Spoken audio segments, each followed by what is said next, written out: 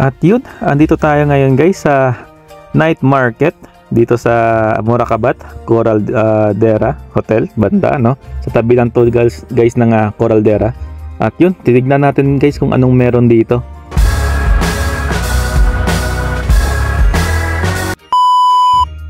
Eto nga guys no, dahil busy tayo nung nakaraang week at wala tayong content no sa pag-ikot-ikot natin dito. So eto nga, narinig natin na bukas na daw yung night market dito. Ito yung unang night market na nagbukas dito sa Riga side no, Alriga Dera, yun.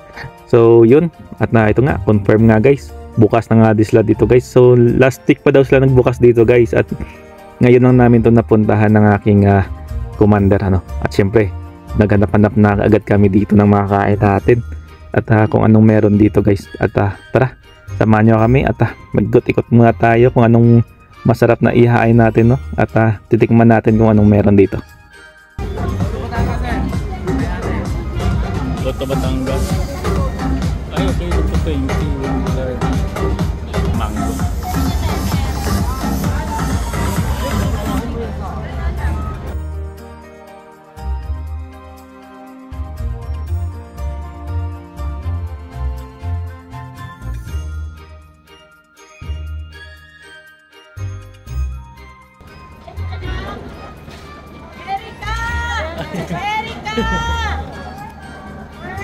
At yun, grabe si ate, mga pagsigaw naman ng pangalan ano. Marinig yung buong night market, nakakarinig talaga sa sigaw niya no. At nauwi nga kami guys ito sa Tugtog. Syempre, ito yung pinupuntahan talaga ng mga kababayan natin dito, yung mga street food no. Syempre, isaw yun, mga ganon. Syempre, pasalamig, mga ganon.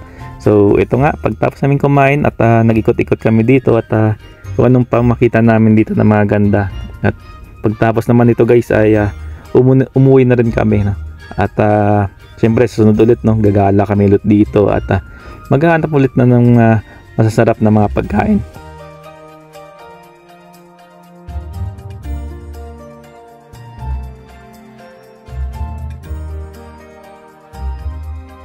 At yun, 'di ba? Maraming magaganda at magagandang mga at masasarap na pagkain, 'di ba guys? So, kung ako sa inyo, pumunta na kayo dito sa night market, Coral Dera.